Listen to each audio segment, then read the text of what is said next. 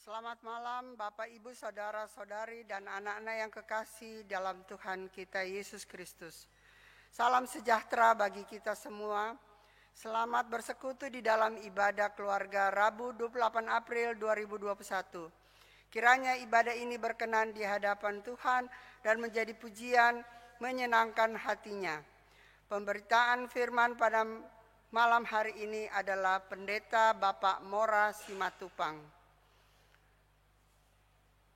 Mari berdiri untuk memuji namanya dengan menyanyi dari PKJ 21 ayat 1 dan 2.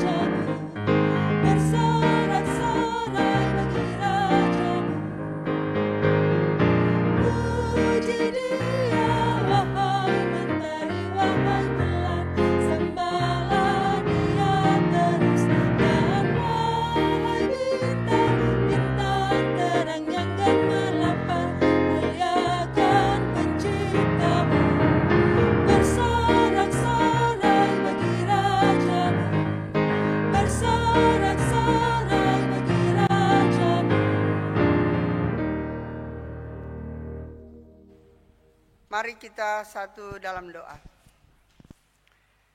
Terima kasih Tuhan untuk waktu yang Engkau berikan kepada kami malam ini.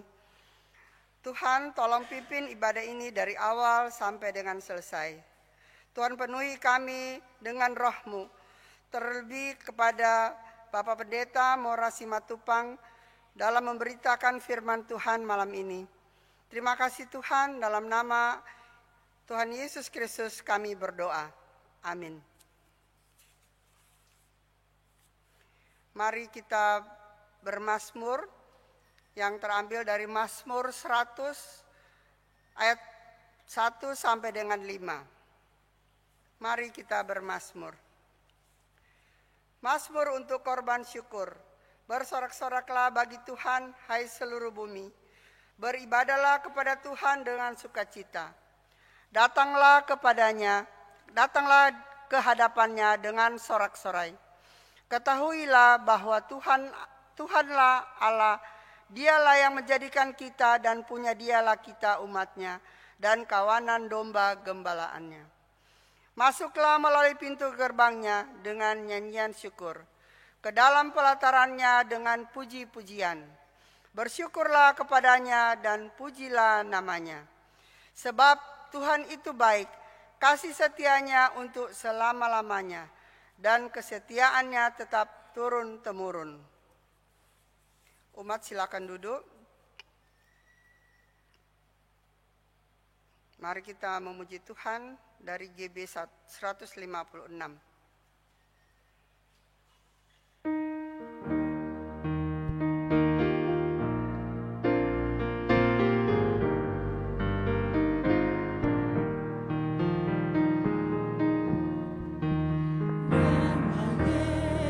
Yesus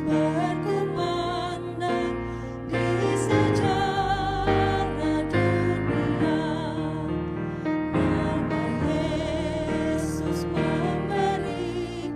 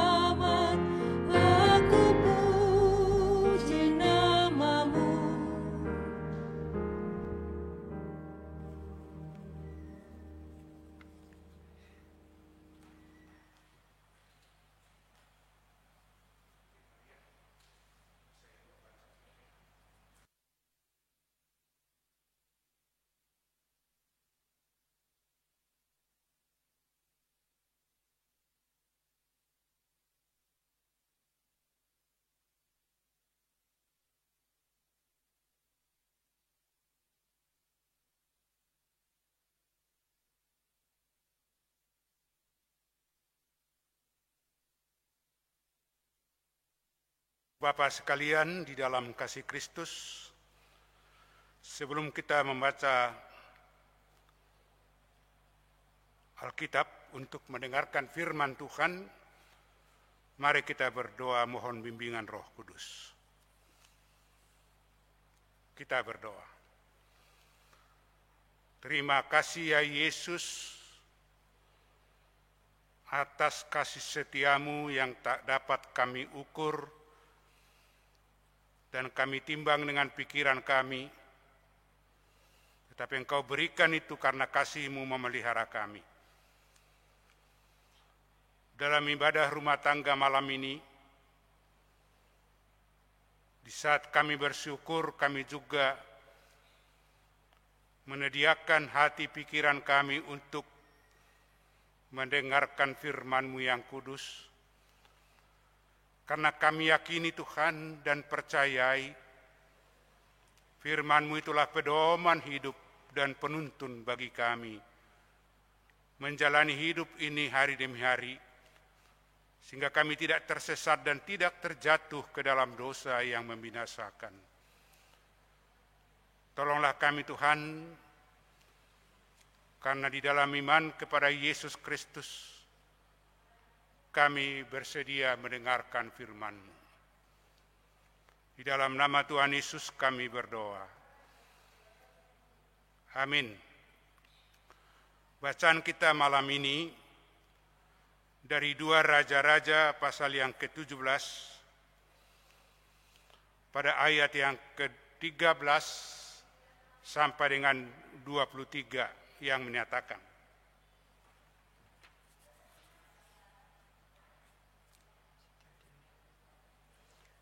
Tuhan telah memperingatkan kepada orang Israel dan kepada orang Yehuda dengan perantaraan semua nabi dan semua tukang tilik.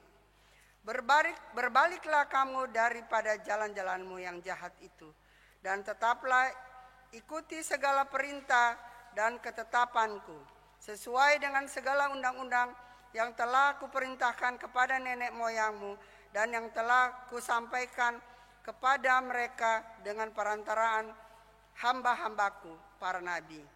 Tetapi mereka tidak mau mendengarkan, melainkan mereka menegarkan tengkuknya seperti nenek moyangnya yang tidak percaya kepada Tuhan Allah mereka. Mereka menolak ketetapannya dan perjanjiannya yang telah diadakan dengan nenek moyang mereka, juga peraturan-peraturannya yang telah diperingatkannya kepada mereka. Mereka mengikuti dewa kesia-siaan, sehingga mereka mengikuti bangsa-bangsa yang di sekeliling mereka. Walaupun Tuhan telah memerintahkan kepada mereka, janganlah berbuat seperti mereka itu. Mereka telah meninggalkan segala perintah Tuhan Allah mereka, dan telah membuat 2 anak lembu tuangan. Juga mereka membuat patung Asyera, sujud menyembah kepada segenap tentara langit dan beribadah kepada Baal. Tambahan pula mereka mempersembahkan anak-anaknya sebagai korban dalam api, dan melakukan tenung dan telaah, dan memperbudak diri dengan melakukan yang jahat di mata Tuhan, sehingga mereka menimbulkan sakit hatinya. Sebab itu Tuhan sangat murka kepada Israel dan menjauhkan mereka dari hadapannya. Tidak ada yang tinggal kecuali suku Yehuda saja. Juga Yehuda tidak berpegang kepada perintah Tuhan Allah mereka, tetapi mereka hidup menurut ketetapan yang telah dibuat Israel. Jadi Tuhan menolak segenap keturunan Israel. Ia menindas mereka dan menyerahkan mereka ke dalam tangan perampok-perampok, sampai habis mereka dibuangnya dari hadapannya. Ketika ia mengoyakkan Israel daripada keluarga Daud, maka mereka mengangkat Yerobeam bin Nebat menjadi raja. Tetapi Yerobeam membuat orang Israel menyimpang daripada mengikuti Tuhan dan mengakibatkan mereka melakukan dosa yang besar. Demikianlah orang Israel hidup menurut segala dosa yang telah dilakukan Yerobeam. Mereka tidak menjauhinya. sampai Tuhan menjauhkan orang Israel dari hadapannya, seperti yang telah difirmankannya dengan perantaraan semua hambanya, para nabi. Orang Israel diangkat dari tanahnya ke Asyur ke dalam pembuangan. Demikianlah sampai hari ini.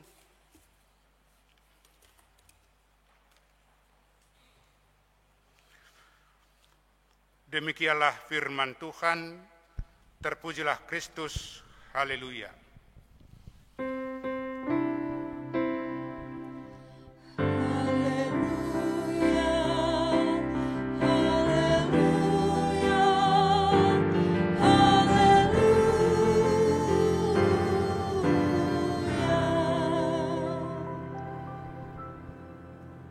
Silakan duduk.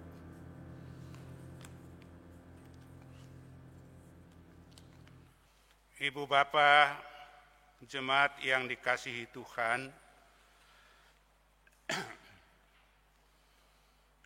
kita patut menaikkan puji dan syukur kepada Tuhan Yesus yang dengan kasih-Nya yang tak terbatas, Dia memelihara kita di tengah-tengah keadaan yang tidak mudah, khususnya tahun 2020 sampai sekarang. Kita patut bersyukur karena kita boleh terima kebaikan Tuhan itu semata-mata karena Dia sayang dan memperhatikan kita.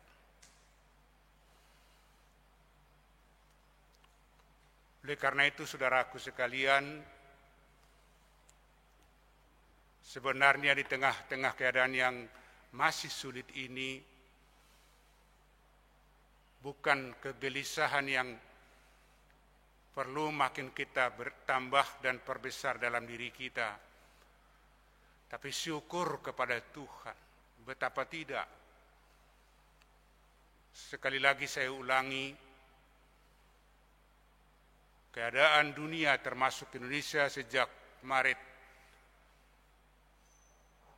atau Februari tahun lalu sampai sekarang masih mencekam. Bahkan info terakhir menurut audiovisual di India penyebaran virus corona disebut dengan kalimat meledak. Bahkan bisa hampir 100.000 orang setiap hari yang terpapar. Tapi kita bersyukur dan semoga Tuhan menolong di tanah air kita. Sudah semakin menurun dan semoga kita juga terus terpelihara oleh kemurahan Tuhan. Maka perbanyaklah syukur, Ibu Bapak sekalian. Perbanyaklah pujian kepada Tuhan atas apa yang kita sudah alami semua karena kemurahan Tuhan. Di malam ini dari bacaan tadi, yaitu bacaan itu sebenarnya merupakan lanjutan dari cerita setelah bangsa Israel itu terpecah menjadi dua. Satu Raja-Raja 12 itu di muka, yaitu terbagi dua. Pertama, kerajaan Israel Utara disebut namanya Samaria. Mereka 10 bangsa dari 12 anak Yakub. Sedangkan yang kedua Israel Selatan atau disebut Yehuda, atau sekarang sangat orang kita kenal Yahudi, dengan ibu kotanya Yerusalem.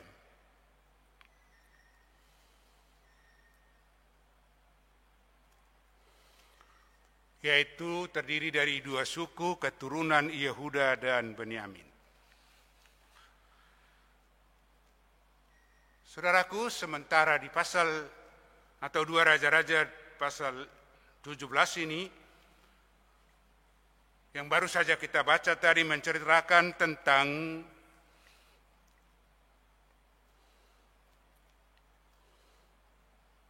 Israel tidak taat kepada Tuhan.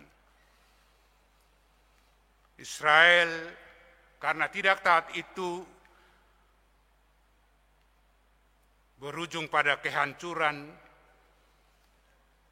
dan Israel Utara hancur oleh Raja Asyur. Kenapa ini harus diceritakan?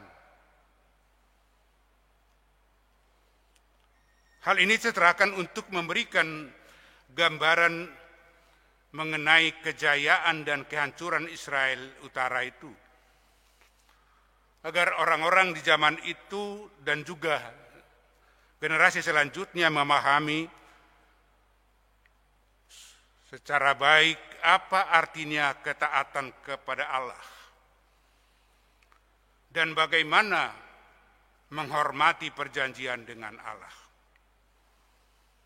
Jadi kisah di Alkitab selalu diceritakan seperti itu untuk mengingatkan generasi penerusnya. Sehingga melalui sejarah itu orang mengerti dan menghormati apa yang baik. Penolakan atas kasih karunia ilahi yang berupa hukum dan keadilan menyebabkan penghukuman Tuhan atas Israel yang dilaksanakan oleh bangsa lain. Menolak Tuhan berarti kehancuran. Tidak taat pada Tuhan, mengabaikan Tuhan berarti penderitaan. Itu yang mau digambarkan. Jadi bukan sekedar cerita, ada makna di belakangnya itu, ada maksud supaya orang sadar. Oleh karena itu, jika kita perhatikan bacaan kita tadi, itu dilatar belakangi oleh naiknya Hosea sebagai Raja Israel di zaman itu. Dan dikatakan dia memerintah 9 tahun. Ternyata ia pun sama dengan raja-raja sebelumnya melakukan apa yang jahat di mata Tuhan. Hosea itu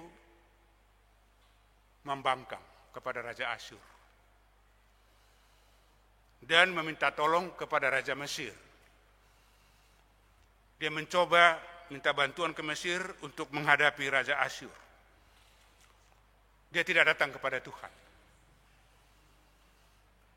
Dia mencoba mengandalkan logika berpikirnya. Dia mencoba mengandalkan alur politiknya yang dia anggapnya bagus.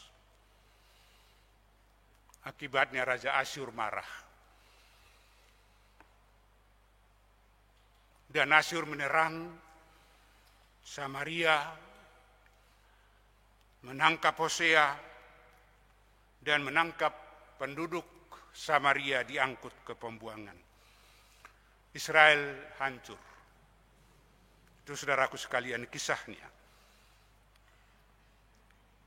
Namun kalau dilihat dengan seksama, saudara sekalian, bukan hanya atau Tuhan menghukum Israel itu hanya karena kesalahan dari Hosea tadi. Tetapi karena perbuatan bangsa Israel itu bersama Hosea, itu sudah luar biasa.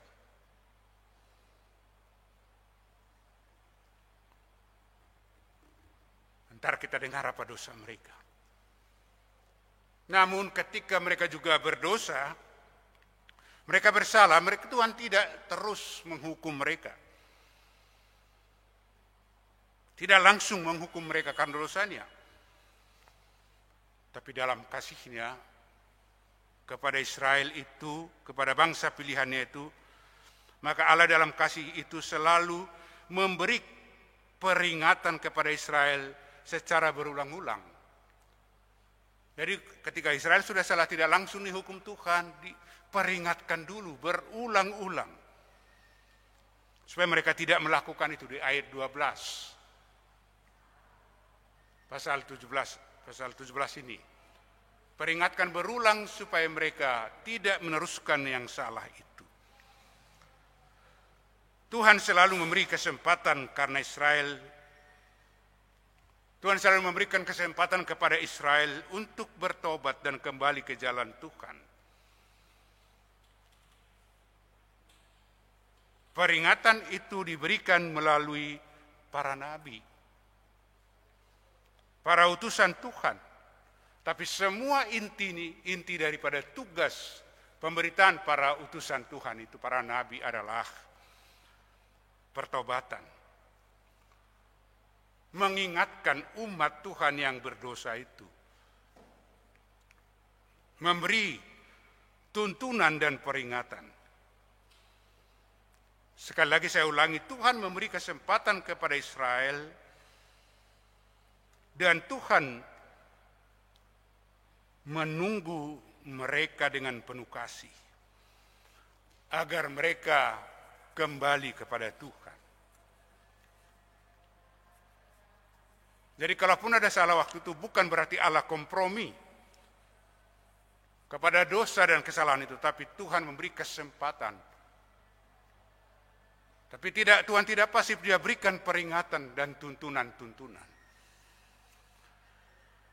Saudaraku, saya katakan tadi bukan hanya karena dosa Hosea itu yang minta bantuan dari Mesir itu sehingga mereka dihukum oleh Tuhan, tetapi karena dosa-dosa yang lebih fatal lagi dilakukan oleh Hosea bersama umat Israel. Dan Tuhan beri peringatan sebelum. Tapi apa respon daripada orang Israel terhadap peringatan yang selalu diberikan Tuhan? Ini penting, apa respon? Sudah diperingatkan, tapi direspon dengan cara lain. Sudah diberi kesempatan, tetapi direspon dengan cara yang salah. Bagaimana respon mereka yang merupakan kesalahan yang fatal? Yaitu ternyata di ayat-ayat pasal 17 ayat 14 sampai 17 dikatakan,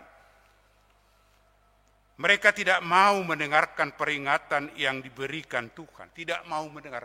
Kata tidak mau tolong digarisbawahi. Bukan mereka tidak tahu, mereka mendengar, tapi tidak mendengarkan. Tidak mau mendengarkan. Juga mereka menegarkan atau mengeraskan hati.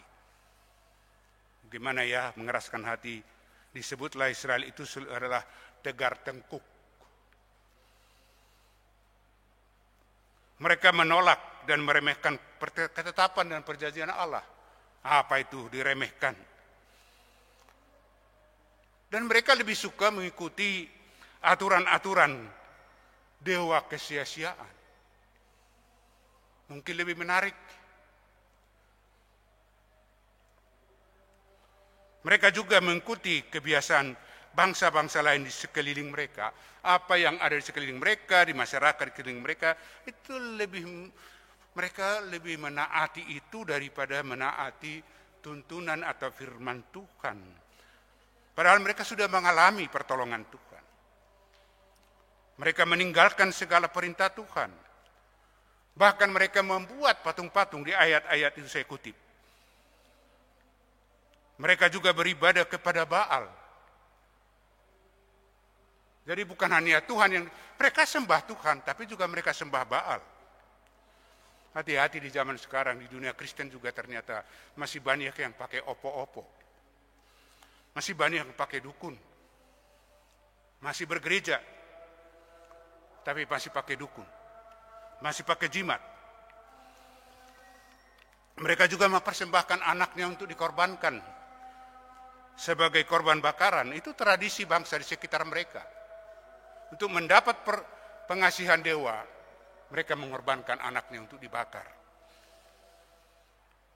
Dan mereka menjual diri pada kejahatan. Itulah dosa-dosa yang sangat luar biasa dilakukan oleh umat Israel. Sangat luar biasa. Saudaraku, melalui semua perbuatan tersebut mereka menyakiti hati Tuhan. Jadi jangan dilihat itu hanya sekedar mereka berdosa. Tapi dengan respon itu, dengan sikap itu mereka menyakiti hati Tuhan yang maha baik. Maka penghukuman yang akan terjadi sudah menunggu. Dan penghukuman yang akan dialami akibat dosa itu bukan karena kesalahan Tuhan, melainkan karena kesalahan bangsa itu sendiri yang mereka lakukan dengan sengaja dan sadar. Saudaraku sekalian,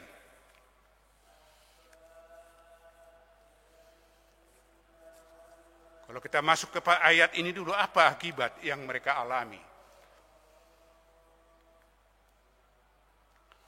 Ayat 18-20 dikatakan, segala perbuatan mereka menimbulkan murka Allah. Akibatnya Tuhan menjauhkan dan menyingkirkan mereka dari hadapan Tuhan. Artinya mereka tidak lagi mendapat kasih sayang Tuhan.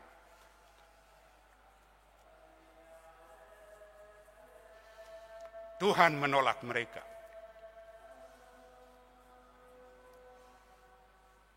Tuhan, saya ulangi, menolak mereka. Doa mereka ditolak Tuhan. Persembahan mereka, ibadah mereka tidak lagi diterima oleh Tuhan. Dan hukuman selanjutnya itu Tuhan menindas dan menyerahkan mereka ke tangan bangsa yang akan menghancurkan dan menjarah serta memperbudak mereka. Masa depan mereka di bawah atau di dalam penderitaan.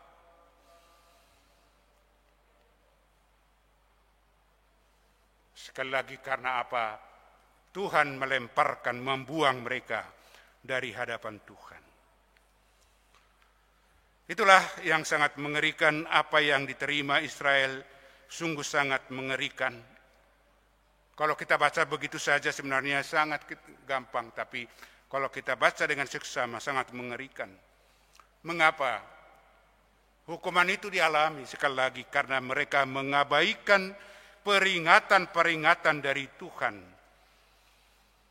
Dan akibatnya mereka menjalani penghukuman. Tidak mempedulikan peringatan. Mengabaikan peringatan dari Tuhan. Sudah dibilang, jangan lewati, jangan lakukan itu, kata Tuhan. Mereka tidak mau taat. Mungkin mereka menganggap diri hebat atau mencoba untuk menjadi hebat dengan meninggalkan Tuhan. Saudaraku, apa pesan dari firman Tuhan ini untuk kita? Yang pertama, saya mengajak kita, saudara, bahwa Tuhan itu mengasihi kita. Mari kita jangan pernah lupa. Tapi jangan kita hanya berkata. Tapi kita harus hayati Tuhan itu mengasihi kita. Nah, hal itu baru saja kita peringati dalam perayaan Jumat Agung dan perayaan Hari Kebangkitan Tuhan Yesus dari antara orang mati.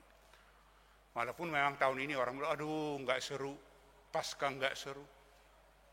Boleh tidak seru kita katakan, tapi fakta sejarah kehidupan bahwa Tuhan telah mengasihi kita. Melalui pengorbanannya di atas kayu salib. Dia rela mati menebus kita dari dosa. Dan dia bangkit untuk memberikan kemenangan dan kehidupan bagi kita. Sehingga barang siapa yang percaya kepadanya tidak binasa, melainkan beroleh hidup yang kekal. Jadi Tuhan itu, mari kita ingat, selalu mengasihi kita. Dan juga yang kedua, saya mengajak mari kita bersyukur, saudara. Jangan seperti orang Israel tadi, ingin lebih, ingin hebat sehingga dilupakannya Tuhan. Dicobanya dengan cara-cara yang salah. Kita bersyukur Tuhan yang tidak langsung menghukum apabila kita jatuh dalam dosa. Ini saudaraku yang barangkali sudah sangat kita tidak ingat. Kita berdosa. Hampir tiap hari kita melakukan dosa.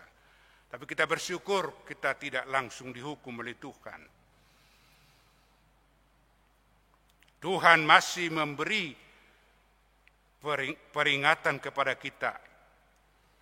Baik melalui firman-Nya, melalui pengalaman-pengalaman kita, juga melalui orang lain. Ingat saudara, seringkali di zaman sekarang orang sudah bersifat sangat individualistis. Enggak peduli dengan orang lain. Sama dengan tidak peduli dengan Tuhan. Padahal Tuhan sebenarnya melalui banyak hal memberi peringatan pada kita. Mungkin melalui firman-Nya. Melalui pengalaman ada orang diberi Tuhan sakit untuk peringatan. Supaya sadar. Atau orang lain dipakai Tuhan. Memang ini tidak mudah, apalagi di keluarga. Misalnya orang tua selalu menganggap orang tua lah yang harus memperingatkan anak. Anak harus mendengarkan nasihat peringatan orang tua. Padahal kadang-kadang anak kecil itu bisa dipakai oleh Tuhan mengingatkan orang tuanya.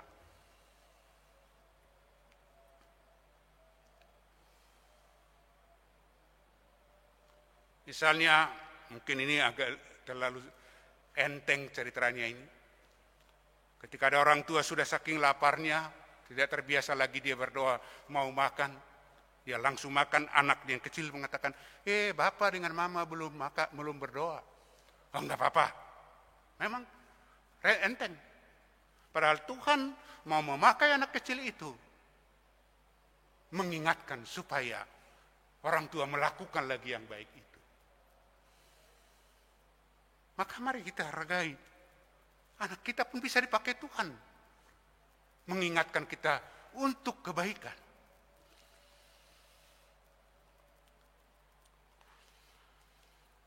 Tuhan bisa memakai banyak hal. Tapi tujuannya adalah memperingatkan kita. Dan sekaligus Tuhan selalu menunggu orang bertobat dan datang kembali kepadanya. Saudaraku, jangan menunda waktu untuk bertobat.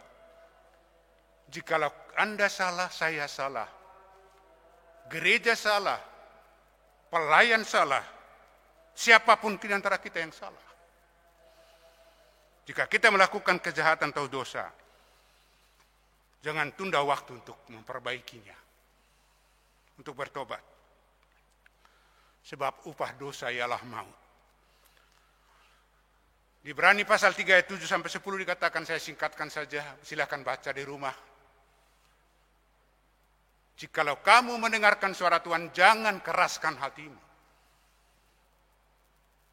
Nenek moyangmu, kata Tuhan, di tanah padang gurun, mengeraskan hati sehingga mereka tidak boleh sampai ke tanah Kanaan.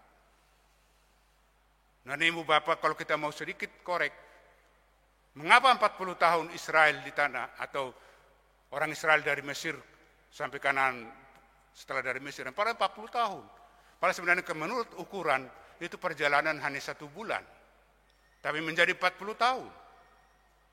Pertama karena Tuhan membentuk mereka melalui itu. Tapi mengapa dibentuk? Karena mereka adalah orang yang keras hati, tekar tengkuk. Maka diputuskan oleh Tuhan, orang yang berumur sekian tahun berangkat dari Mesir tidak boleh sampai. Karena itu orang keras tengkuk. Maknanya yang saya mau ajak kita adalah, mari kalau ada peringatan, atasan memperingatkan bawahan, teman memperingatkan teman, sesama pelayan memperingatkan sama pelayan, sama jemaat memperingatkan sama jemaat, saudara-saudara kita saling memperingatkan. Mari kita saling menghargai dan memperbaiki diri. Dan ingat, Tuhan Yesus di awal pelayanannya memberitakan, bertobatlah sebab kerajaan sorga sudah dekat. Saudaraku, waktu hidup ini, waktu untuk melayani itu terbatas dan singkat. Hidup ini singkat. Maka selaku pribadi maupun gereja, persekutuan dan rumah tangga, mari kita bertobat. Peringatan yang diberikan dengan cara apapun kita perhatikan, Tuhan mau mengasihi kita.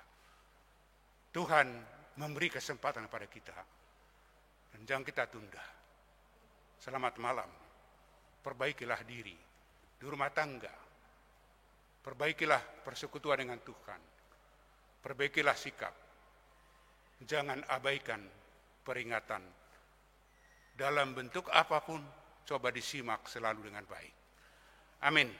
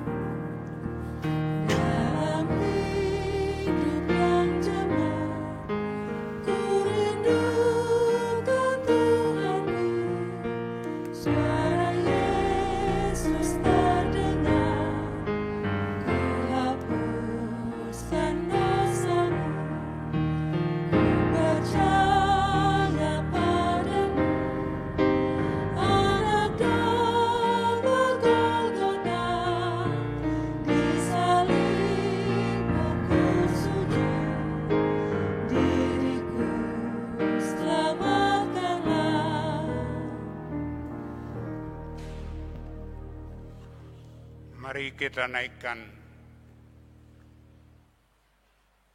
doa syafaat.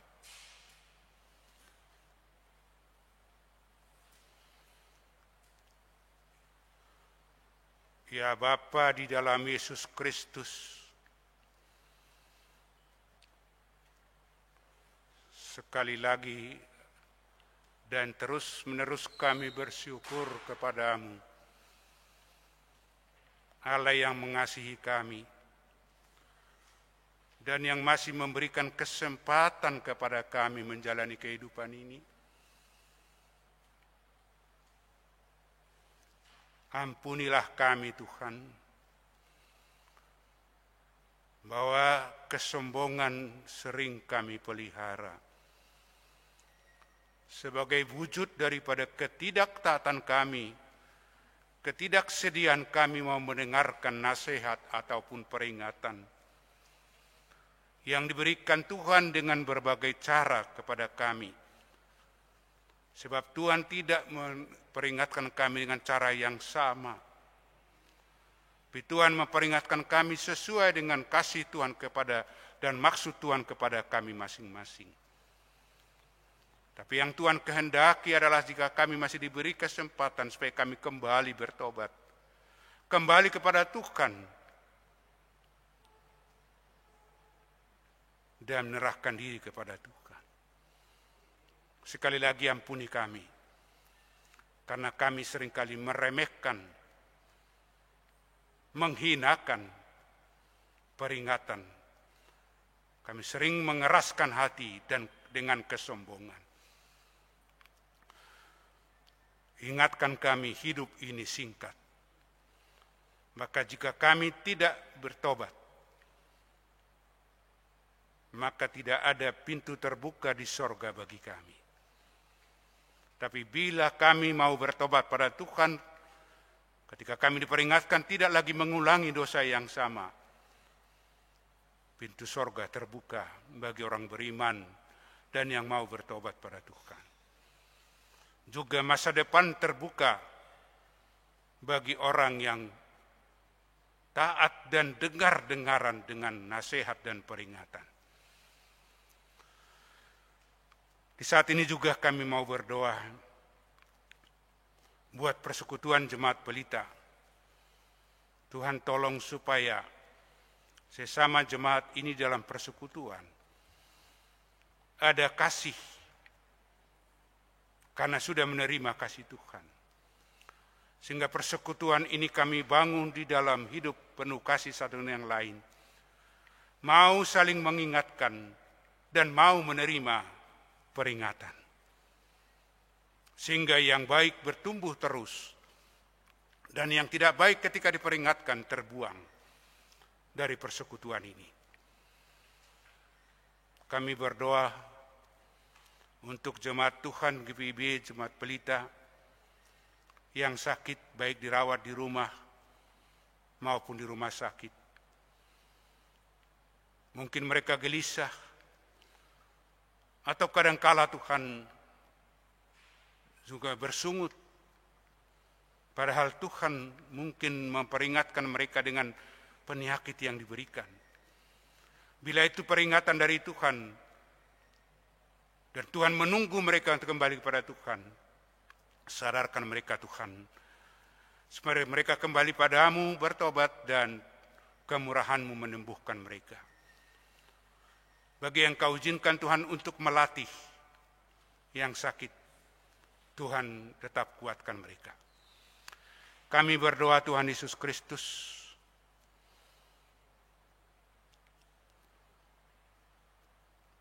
sejak hari Rabu yang lalu, mungkin sampai saat ini berita tentang hilangnya atau tenggelamnya kapal selam Nanggala 402 dengan awak kapal para prajurit, para pahlawan yang sedang menjalankan tugas. Tuhan Yesus, kepadamu kami berdoa dan memohon supaya seluruh peristiwa itu juga membuka hati kami semua. Alat secanggih apapun tidak dapat menjadi jaminan dalam hidup ini, tapi jaminan adalah tangan Tuhan. Kapal selam Nanggala 402 merupakan kapal selam yang sangat canggih, tapi sekali lagi hanya Tuhan yang Maha Kuasa. Kami berdoa untuk penanggulangan dan untuk pemutusan virus corona oleh pemerintah kami dengan berbagai peringatan yang diberikan kepada kami masyarakat. Tolong supaya kami masyarakat juga mau mendengarkan Tuhan peringatan itu. Kami mau menerima itu sebagai peringatan dari Tuhan melalui pemerintah untuk keselamatan kami dan kesehatan kami. Memang banyak orang Tuhan menganggap itu hanya peraturan dari pemerintah. Tapi setelah terpapar virus corona, salahkan lagi pemerintah. Oh Tuhan, tolonglah supaya seluruh rakyat Indonesia mau mendengarkan peringatan demi pemutusan penyebaran virus corona di tanah air ini. Makasih Tuhan, kami mau berdoa untuk semua petugas di gereja Jemaat Pelita, sehingga ibadah rumah tangga malam ini dapat berlangsung dan kami ikuti karena ada pelaksana teknis. Kami doakan mereka. Tuhan tolong. Tuhan sertai semuanya Tuhan. kami yang melaksanakan rekaman pada siang ini untuk malam ini di dalam ibadah. Ya Tuhan, kami juga mau menyerahkan diri kami sepenuhnya kepadamu. Biarlah kami mau mendengarkan suara-Mu. Engkau menunggu kami kembali kepadamu, dan ketika kami kembali, berkat-Mu telah tersedia bagi kami. Ampunilah ya Tuhan kesalahan dan dosa kami, dan terimalah doa kami yang kami bawa kepadamu melalui Yesus Kristus, Tuhan yang telah mengajar kami berdoa. Bapa kami yang di sorga, dikuduskanlah nama-Mu, datanglah kerajaan-Mu, jadilah kehendak-Mu di bumi seperti di sorga. Berikanlah kami pada hari ini makanan kami yang secukupnya, dan ampunilah kami akan kesalahan kami, seperti kami juga mengampuni orang bersalah kepada kami. Dan janganlah membawa kami ke dalam pencobaan, tetapi lepaskanlah kami daripada yang jahat.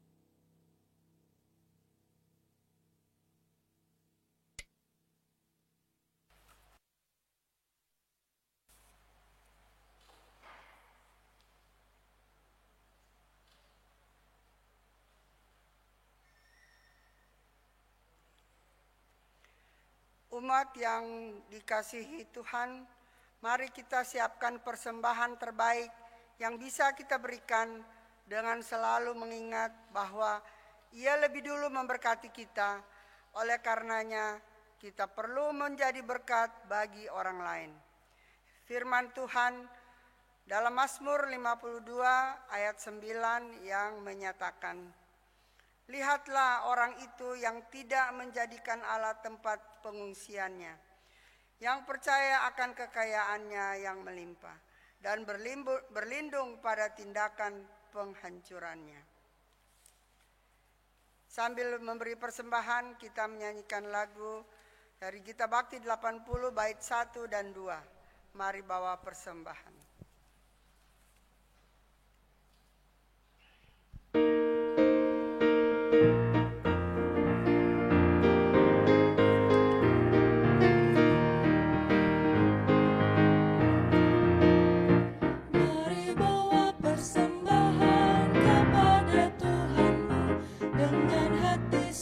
Cinta bersyukur padanya, Tuhan sudah mencurahkan kasih-Nya.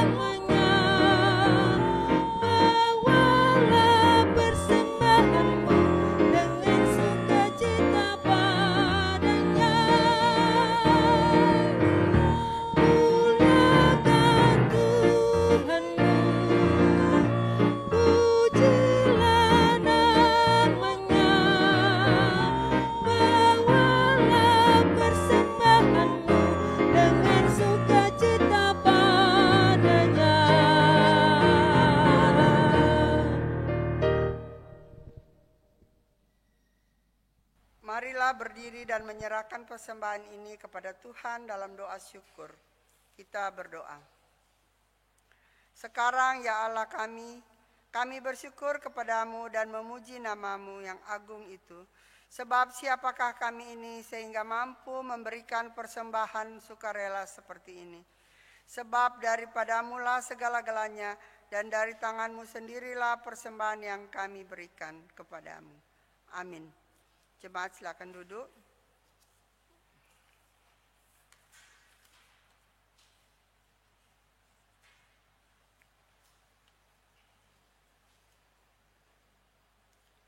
Mohon perhatian jemaat untuk warta jemaat ibadah keluarga hari ini. Berikut warta Pelita Rabu 28 April 2021.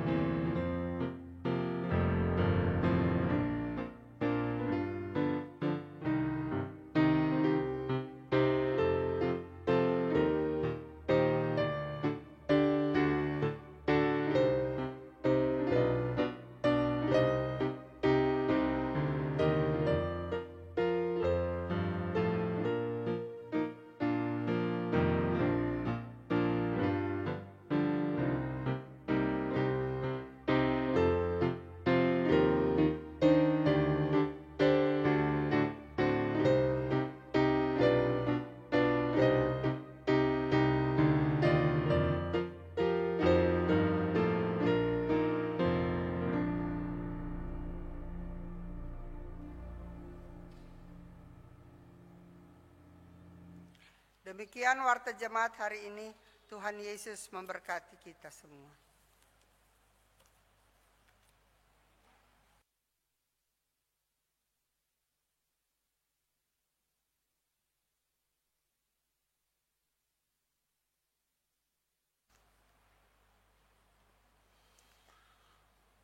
Jemaat Tuhan, jika memungkinkan mari berdiri.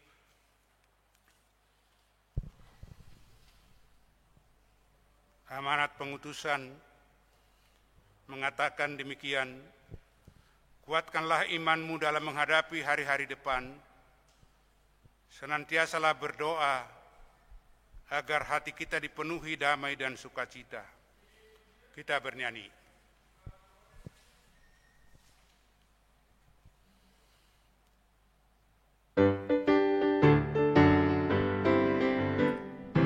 Berpeganglah pada janji Tuhanmu, di sepanjang masa Dia beserta. Angkatlah pujian, puji namanya, berpeganglah pada janjinya. Jangan bimbang, berpeganglah pada janji Juru Selamat. Jangan bimbang, percaya pada janji Tuhanmu. Berpeganglah pada janji Tuhanmu, bila ketakutan datang menyerang, oleh firman Allah pasti kau menang. Berpeganglah pada janjinya. Jangan bimbang, berpeganglah pada janji Juru Selamat. Jangan bimbang, percaya pada janji Tuhanmu.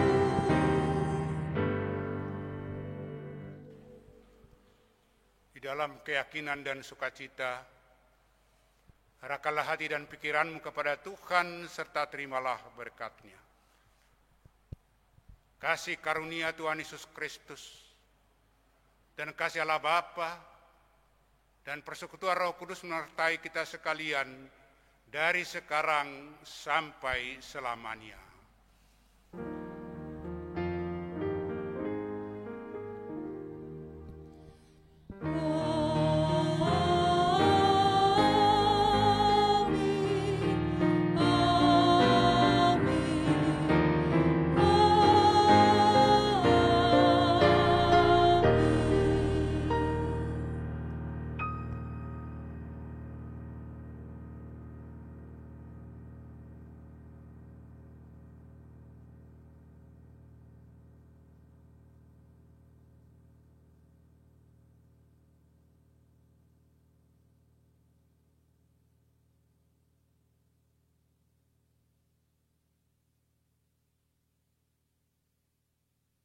Kita yang berada di gereja saat ini, atas nama presbiter kami menyampaikan terima kasih kepada jemaat yang telah bersekutu dengan kami pada malam hari ini. Terlebih kami sampaikan terima kasih kepada Bapak Pendeta Mora Simatupang dan petugas lainnya yang sudah melayani pada malam hari ini. Tuhan Yesus memberkati kita semua.